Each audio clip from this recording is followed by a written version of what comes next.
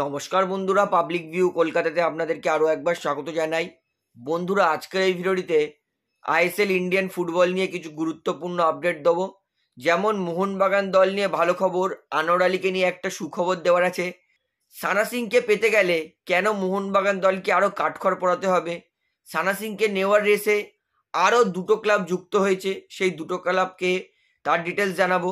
জামশেদপুরের head কোচের দায়িত্ব থেকে স্যাক করে দেওয়া হয়েছে স্কট কুপারকে, কারণটা কি সেটা জানাবো। কালিঙ্গা সুপার কাপ আপনারা লাইভ টিভিতে মোবাইলে কোথায় দেখতে পারবেন সেটাও ডিটেলস জানাবো।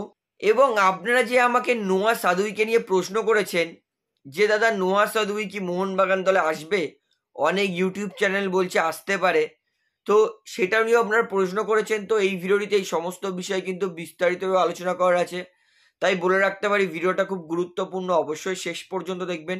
এবং ভিডিওটি শুরু করার আগে, যেহেতু এইখানে আপনারা খেলার সমস্ত রকম আপডেটস পেয়ে যাবেন, তাই অবশ্যই চ্যানেলটিকে সাবস্ক্রাইব করে বেল আইকন প্রেস করে অল করে রাখবেন। তাহলে বন্ধুরা, সবার প্রথমে নোয়া সাদুইর আপডেটটা দিই। ইনস্টাগ্রামে আমাকে প্রশ্ন করেছেন অনেক কেউই, তো তার জন্য অসংখ্য ধন্যবাদ।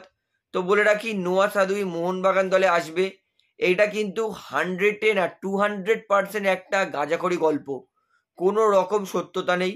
নোয়া সাদুই তিনি এফসি গোয়াতেই আছেন, এফসি গোয়াতেই থাকবে।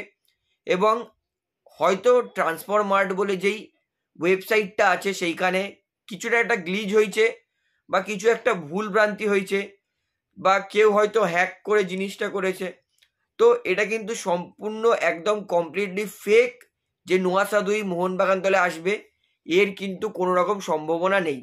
অর্থাৎ আশা করি নোয়া সাদুইকে নিয়ে আপনারা যে প্রশ্নটা করেছিলেন যে নোয়া মোহনবাগান দলে আসবে কি না, তার উত্তরটা হচ্ছে একদমই সম্ভাবনা নেই।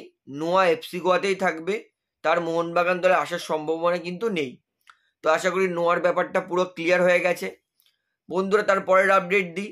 এইটা হচ্ছে চিংলিং সানা সিংকে পাওয়ার জন্য কিন্তু এইবার মোহনবাগান দলকে আরও কাঠখড় পোড়াতে হবে। কাঠখড় মানে মোহনবাগান দলকে কিন্তু হায়দ্রাবাদ এফসিকে আরও বেশি ট্রান্সফার ফি দিতে হবে, কারণ এইবার চিংলিং সানা সিংকে নেওয়ার রেসে কিন্তু আরও দুটো ক্লাব যুক্ত হয়েছে, বেঙ্গালুরু এফসি আর চেন্নাইন এফসি।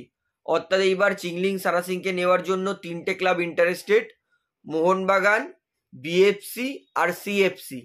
তো এর মধ্যে মোহনবাগান দলে নেওয়ার সম্ভাবনা বেশি, কারণ আমরা সবাই জানি মোহনবাগান দল একবার যেই প্লেয়ারকে নিতে চায় সেই প্লেয়ারকে নিয়েই ছাড়ে।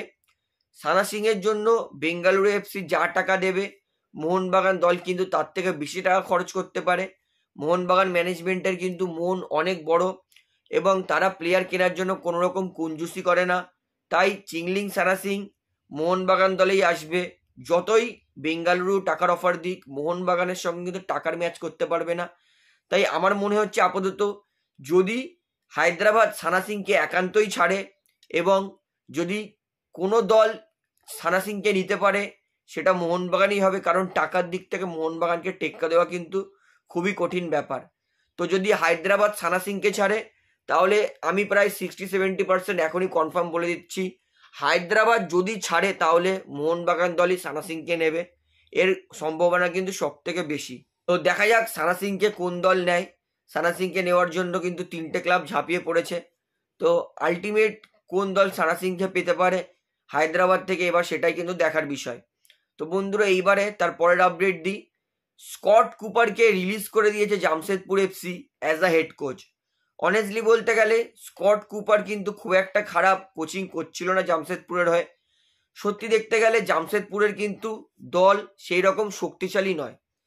16ই ডিসেম্বর স্কট কুপার বলেছিল যে আমি এখানে বন্ধুত্ব করতে আসিনি কারোর সঙ্গে, আমি আমার দলে জানুয়ারি ট্রান্সফার উইন্ডোতে অনেক পরিবর্তন করব, কারণ আমার দলে কিছু এমন খেলোয়াড় আছে যারা সেরকম ভালো ফুটবল খেলতে পারছে না, তাই ভালো করতে গেলে ভালো প্লেয়ার দলে নিতেই হবে। এটা 16 ডিসেম্বর স্কট কুপার বলেছিল। এবং আমরা তো ভেবেছিলাম, আমি তো ভেবেছিলাম যে হ্যাঁ, এবার জামশেদপুর হয়তো সত্যিকারের স্ট্রংগেস্ট টিম বানাবে, ভালো টিম বানাবে। একটা কোচ যদি এত বড় স্টেটমেন্ট দেয়, 29শে ডিসেম্বর কি করলো, স্কট কুপারকে রিলিজ করে দিল জামশেদপুর ম্যানেজমেন্ট। জামশেদপুর ম্যানেজমেন্ট অবাক করে দিয়েছে মানুষকে। কোচ যেইখানে ভালো দল গঠন করতে চাইছে, সেইখানে ম্যানেজমেন্ট এই খারাপ দল নিয়েই কন্টিনিউ করতে চাইছে। শক, আমি তো জাস্ট শকড হয়ে গেছিলাম গতকাল রাত্রিবেলায় যখন এই নিউজটা দেখলাম স্কট কুপারকে স্যাক করে দিয়েছে জামশেদপুর এফসি।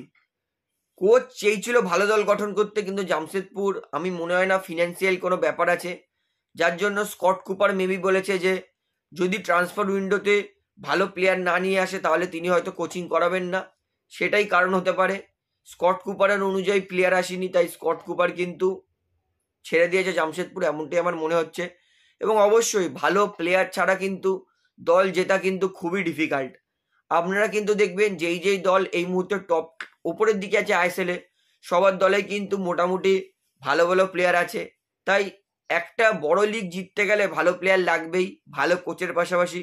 তাই স্কট কুপার আমার মনে হয় জামশেদপুর তাকে ছাড়ার থেকে বেশি তিনি জামশেদপুরকে ছেড়েছেন, কারণ জামশেদপুর ম্যানেজমেন্ট হয়তো বলেছে যে প্লেয়ার মানে ভালো প্লেয়ার কেনার জন্য হয়তো মেবি বাজেট নেই, তো এটাই হতে পারে কারণ। তো আমি তো সত্যিই খুব অবাক হয়ে গেছি যে স্কট কুপারকে জামশেদপুর রিলিজ করে দিয়েছে সেই নিয়ে। তো দেখা যাক জামশেদপুর নতুন হেড কোচ কাকে বানায়। তো বন্ধুরা এবারে তার পরের আপডেট দিই, এটা হচ্ছে কালিঙ্গা সুপার কাপ আপনারা কোথায় দেখতে পারবেন, টিভিতেও মোবাইলে লাইভে। তো এর আগেও কিন্তু আমি আপনাদের জন্য একটা ভিডিওতে বলেছিলাম যে কালিঙ্গা সুপার কাপ লাইভ কোথায় দেখাবে। আমি জানি না কেন আপনারা সমস্ত ভিডিও ফলো করেন না। আরও একবার বলছি, কালিঙ্গা সুপার কাপ শুরু হবে 9 জানুয়ারি এবং শেষ হবে 28 জানুয়ারি, অর্থাৎ 19 দিন চলবে কালিঙ্গা সুপার কাপ। এবং কালিঙ্গা সুপার লাইভ টিভিতে দেখাবে সোনি স্পোর্টস নেটওয়ার্কে অর্থাৎ সোনি চ্যানেলে, এবং মোবাইলে দেখাবে ফ্যান কোড অ্যাপ্লিকেশানে। আরও একবার বলছি, super cup Kalinga super cup 2024 টিভিতে দেখাবে লাইভ সোনি স্পোর্টস নেটওয়ার্কে, আর মোবাইলে লাইভ দেখাবে ফ্যান কোড অ্যাপ্লিকেশানে। আশা করি এইবার ব্যাপারটা ক্লিয়ার হয়ে গেছে। এবং 9 জানুয়ারি শুরু হচ্ছে কালিঙ্গা সুপার কাপ এবং 16টা টিম পার্টিসিপেট করছে। এর মধ্যে প্রত্যেক কটা গ্রুপে 4টে করে টিম থাকবে এবং একটাই টিম অ্যাডভান্স যাবে সেমিফাইনালে। তো কালিঙ্গা সুপার কাপের আপডেটটা দিলাম। এইবারে আপনাদেরকে লাস্ট ভালো আপডেটটা দিই। আনোয়ার আলীকে নিয়ে সুখবর। আনোয়ার আলীর স্ক্যান রিপোর্ট ভালো এসেছে। আনোয়ার আলীর কিন্তু যেই চোটটা ছিল গোড়ালির, সেই গোড়ালির চোটটা কিন্তু অনেকটা সুস্থ হয়ে গেছে এবং আনোয়ার আলী তিনি কিন্তু ছাড়পত্র পেয়ে গেছেন মাঠে নেমে রিহ্যাব করার, অর্থাৎ 3 জানুয়ারি আনোয়ার আলী আবার মোহনবাগান দলের সঙ্গে যুক্ত হবেন, রিহ্যাব করবেন, আস্তে আস্তে ছোট ছোট মানে জগিং থেকে শুরু করবেন, তারপরে আস্তে আস্তে ওয়ার্ম আপ করবেন, নিজেকে ফিট করবেন। অর্থাৎ ধরে নিতে পারি ফেব্রুয়ারি থেকে হয়তো আনোয়ার আলীকে আমরা আবার মাঠে দেখলেও দেখতে পারি। অর্থাৎ সুপার কাপে আনোয়ার আলী খেলবে না, তবে যেহেতু জানুয়ারি 3 রিহ্যাব শুরু করবে আনোয়ার আলী, তাই সুস্থ হতে মেবি আনোয়ার আলীর 1 মাস কি 40 দিন লাগবে। আশা করছি ফেব্রুয়ারি মাস অর্থাৎ হিরো ইন্ডিয়ান সুপার লিগের সেকেন্ড হাফ থেকে আমরা আবার আনোয়ার আলীকে দেখতে পারবো। তো আনোয়ার আলীকে নিয়ে ভালো খবর, 3 জানুয়ারি থেকে আনোয়ার আলী তিনি আবার মোহনবাগান ক্যাম্প জয়েন করবেন, রিহ্যাব করবেন, প্র্যাকটিস করবেন, তারপরে সুস্থ হয়ে আবার মোহনবাগান জার্সি পরে খেলতে নামবেন। আজকের এই ভিডিওটিতে আইএসএল ইন্ডিয়ান ফুটবল নিয়ে তাহলে আমার এতটাই আপডেট দেওয়ার ছিল।